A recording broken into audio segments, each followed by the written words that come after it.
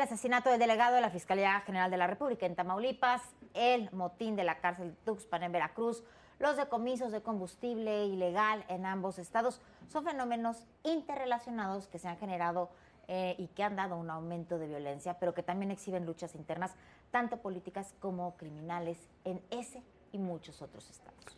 Sí, el crecimiento de la violencia en Veracruz y Tamaulipas está relacionado con varios fenómenos. Primero, el enfrentamiento entre los renacidos cárteles del Golfo y del Noreste, reedición de sus anteriores versiones, el viejo cártel del Golfo y el cártel de los Zetas. También con la profundización de las investigaciones sobre contrabando de combustibles, con todas sus implicaciones políticas, y finalmente con la caída, los golpes sufridos por el cártel de la Barredora en Tabasco y Chiapas, y la creciente penetración en esos estados del cártel Jalisco Nueva Generación, que participa de estas luchas en Tamaulipas y en Veracruz. Muchas veces hemos hablado aquí de la reconfiguración del crimen organizado a partir de la caída del Mayo Zambada y la guerra interna del cártel de Sinaloa. Todo esto que estamos viendo es expresión también de esa reconfiguración, incluyendo el resurgimiento de grupos criminales que hace algunos años estaban prácticamente desaparecidos. La reconfiguración del crimen organizado por la fractura del cártel de Sinaloa, las nuevas alianzas delictivas, además de la creación y resurgimiento de cárteles clave en el mundo del narcotráfico, ha provocado el incremento de la violencia en varios estados del país, dos de ellos Tamaulipas y Veracruz.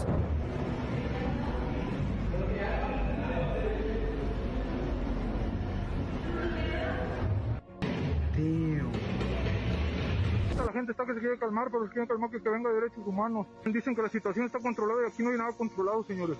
¿Quién sabe quién contra quién?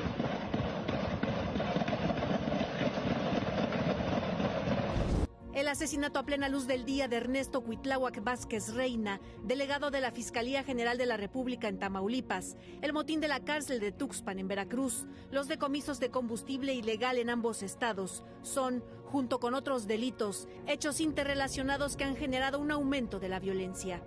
En Veracruz y Tamaulipas, el incremento de la violencia está relacionado con la disputa entre los renacidos cárteles del Golfo y del Noreste. Se trata de una reedición que en el pasado fue entre el Golfo y los Zetas.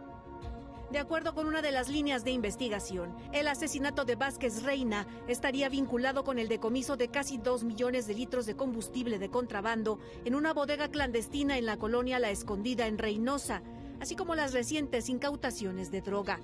Lo cierto es que mientras sigue la lucha en Sinaloa, el espacio es aprovechado por los cárteles del Golfo y del Noreste, sucesores de los Zetas.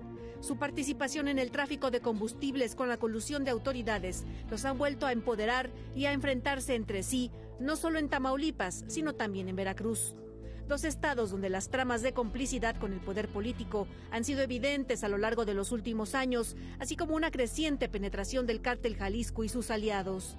La reconfiguración del crimen organizado, consecuencia de la caída de Ismael El Mayo Zambada y el inicio de la guerra entre la Malliza y los Chapitos. A esto se suman los golpes que han recibido de las autoridades y la presión que ejerce Estados Unidos sobre sus operaciones. Hablamos de una reconfiguración de grupos y de negocios.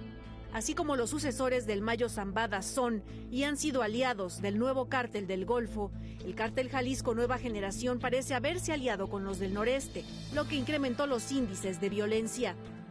A la situación en esta zona del país se suman los golpes contra la Barredora, con la persecución del exsecretario de Seguridad de Tabasco, Hernán Bermúdez, líder del grupo criminal, así como la detención de varios de sus operadores.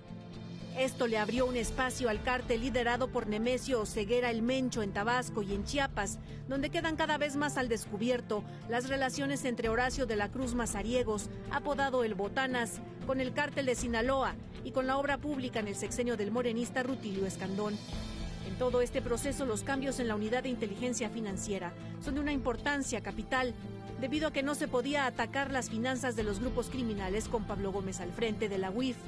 Con la llegada de Omar Reyes Colmenares a la unidad y la de Francisco Almazán Barocio en el Centro Nacional de Inteligencia, la Secretaría de Seguridad Pública comienza a tener los canales adecuados para el intercambio de información con Estados Unidos, mecanismos que estarán contemplados en el convenio que se firmará en los próximos días.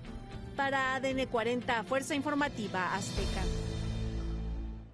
Bueno, hay mucho que ver en estos temas, es inabarcable. Escribe el día de hoy, creo que es Héctor de Mauleón, nuestro compañero aquí de ADN 40 y del periódico El Universal, que ya han comenzado a circular algunos de los textos que estaban ahí, de los intercambios que estaban en el celular, en los 2 celulares de Sergio Carmona, este hombre que se le llamó el rey del Huachicol, que fue asesinado hace algunos años en Nuevo León con intensa participación en Tamaulipas, en Sinaloa, muy relacionado con distintos grupos. Lo cierto puede ser, lo que dice Héctor, que sea verdad. Lo cierto es que su hermano, desde hace mucho tiempo, desde el asesinato del propio Sergio Carmona, su hermano Julio está en Estados Unidos, donde es testigo protegido. Hay muchos personajes, solamente en el caso de Sergio Carmona está el gobernador Américo Villarreal, Andrés Manuel López Beltrán, el famoso Andy, está Mario Delgado. Hay muchos políticos que podrían salir dañados con ese tema. Está también, hay que reconsiderarlo, el resurgimiento por abandono y complicidad de estos cárteles que hace algunos años, 6, 7 años, estaban prácticamente liquidados y han vuelto a resurgir. El cártel del Golfo, cártel del Noreste. Está la conexión de Tamaulipas con Sinaloa, la conexión de Tamaulipas y Veracruz con Chiapas y Tabasco. Me parece que esos son temas que van inevitablemente a seguir creciendo. ¿Por qué? Porque esta historia apenas comienza.